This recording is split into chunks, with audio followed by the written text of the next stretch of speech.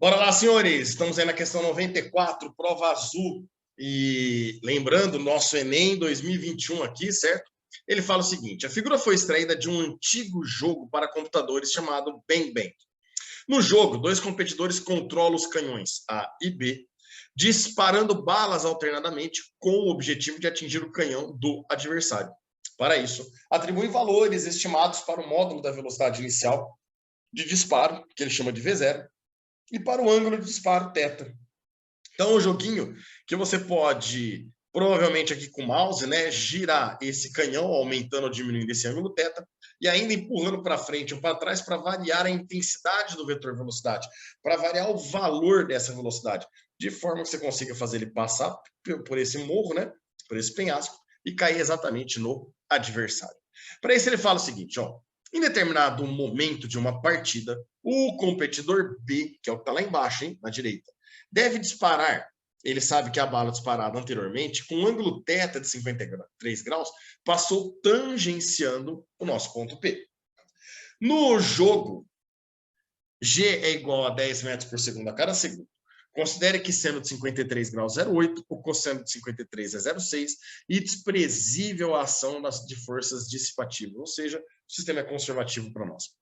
Com base nas distâncias dadas e mantendo o último ângulo de disparo, qual deve ser aproximadamente o menor valor de V0 que permita ao disparo efetuado pelo canhão B atingir o nosso canhão A? Então aqui, senhores, percebo que nós vamos ter que trabalhar com a famosa decomposição de movimentos e trabalhar apenas na horizontal ou apenas na vertical. Não se esqueça, quando você trabalha na horizontal, o corpo não está sujeito a nenhuma força atuando na horizontal. E não tem nenhuma aceleração na horizontal para nós, né? Isso significa que há um movimento na direção horizontal, mas esse movimento é o chamado movimento uniforme. Então, se a gente decompor a componente da velocidade aqui, V0, nós vamos encontrar uma componente dela horizontal, que vai ser muito importante para nós aqui, e que nós podemos calcular ela como Vx é o V0 cosseno de θ para nós. Então, essa daqui, ó, eu vou chamar de Vx. Na vertical, eu não posso deixar de falar também que nós temos uma componente dessa velocidade. E essa componente nós vamos chamar de V Y. Só que, porque na direção Y, obviamente. Só que eu vou chamá-la de VY0, justamente porque na vertical, olha só que bacaninha, na vertical, o nosso movimento é um movimento uniformemente variado. Isso porque na vertical nós temos uma aceleração, que é a chamada aceleração da gravidade para nós, né? E que vale aí os seus 10 metros por segundo a cada segundo.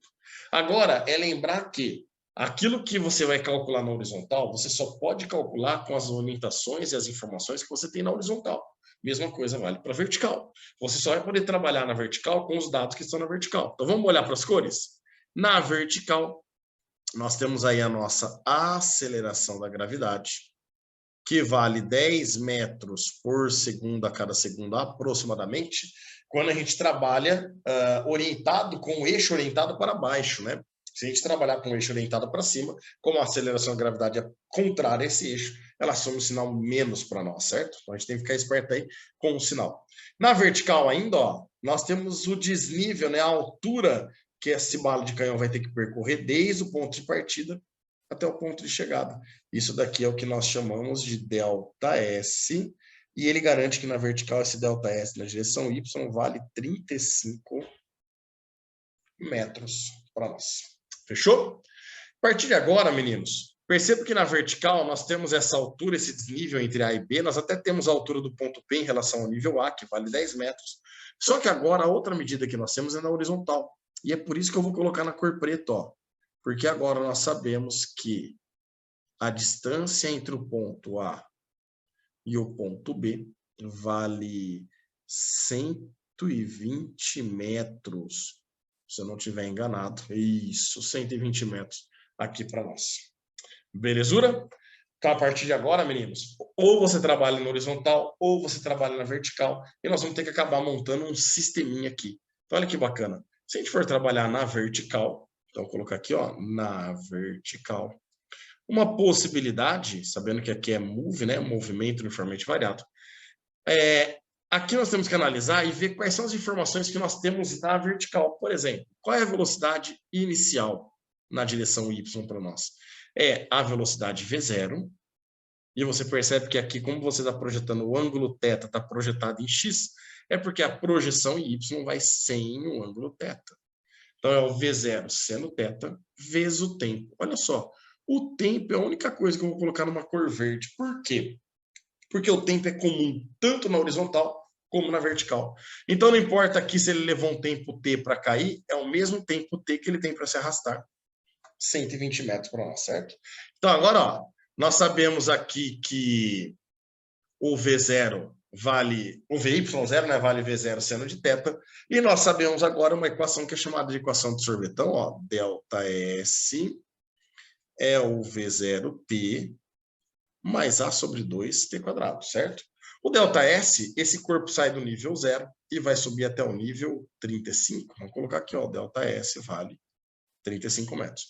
O V0, nós acabamos de ver, né? Porque aqui agora é o ΔSY, V0Y, a aceleração na direção Y, que é a única que nós temos aí, que é a gravidade. Esse ΔSY, a gente viu aqui, ó, vale 35 metros. O V0, nós acabamos de encontrar. Ele é o V0Y, é o V0 vezes o seno de θ, que é aquele seno de 53 ali para nós, né? Tudo isso, senhores, multiplicado pelo tempo. Então, aqui, senhores, na equação de sorvetão, ó, é o VY0, que é o V0 seno θ, vezes o Tzinho, esse T. O tempo que demora para essa bala de canhão subir um pouquinho e descer é o mesmo tempo que demora para ele se arrastar na horizontal ou apenas subir esse ΔS e descer um pouquinho na vertical. O tempo é sempre comum para nós, tá?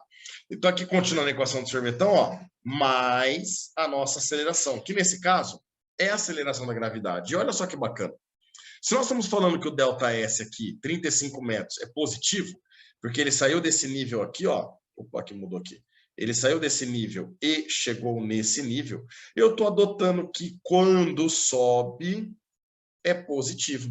Só que a nossa aceleração da gravidade aponta para baixo, né? Portanto, ela entra negativa. Então, aqui, ó, entra a aceleração menos 10 sobre 2 vezes aquele tempo t ao quadrado para nós aí.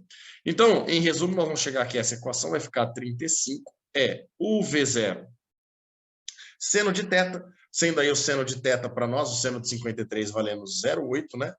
Tudo isso vezes o tzinho, menos 10 dividido por 2 dá 5, que mais com menos deu menos, né? Então fica 5 vezes o nosso tzinho ao quadrado. A gente vai guardar essa equação e daqui a pouco nós vamos trabalhar com ela de novo, porque agora nós vamos tentar encontrar a nossa segunda equação. Segunda equação, que a gente vai ter que trabalhar, já que nós trabalhamos na vertical, agora nós vamos trabalhar na horizontal. Lembrar que na horizontal, nosso movimento é um movimento uniforme. Lembrar que na horizontal, a única velocidade que nós temos é velocidade, é ΔS sobre ΔT. E essa velocidade é a Vx. A Vx, eu vou calcular aqui para vocês, ó. A Vx é o vetor que nós estamos decompondo aqui, ó, que é o V0, vezes, como eu projeto em X ela com o ângulo θ, a gente fala que é o V0 com o ângulo θ, ou seja, cosseno de θ aí para nós. Portanto, senhores, vamos chegar aqui que a velocidade é o V0 vezes cosseno θ, tudo isso igual ao ΔS que ele vai desenvolver na horizontal. Então, percebo que essa bolinha, a sombra dela aqui vai percorrer na horizontal, entre o ponto de partida e o ponto de chegada lá, ó, uma distância que eu vou chamar de ΔSX, que vale 120 metros. Tudo isso dividido pelo tempo, que é o mesmo que o corpo levou para subir. Então, agora, ó, perdão, isso aqui vai ficar V0. O cosseno de θ seria o cosseno de 53, que é 0,6. Tudo isso igual a 120, dividido pelo tzinho. O tzinho vai trocar de lugar com o V0 e com o 0,6. E aí nós vamos descobrir que o tzinho vai ser o 0,6 passa dividindo 120 dividido por 0,6 vai dar 200 dividido por V0. E agora sim, senhores, agora que nós encontramos o tempo, né, esse intervalo de tempo, aí, um instante tzinho que ele consegue chegar lá no canhão, ou seja, subir 35 metros na direção vertical, nós vamos jogar uma equação dentro da outra.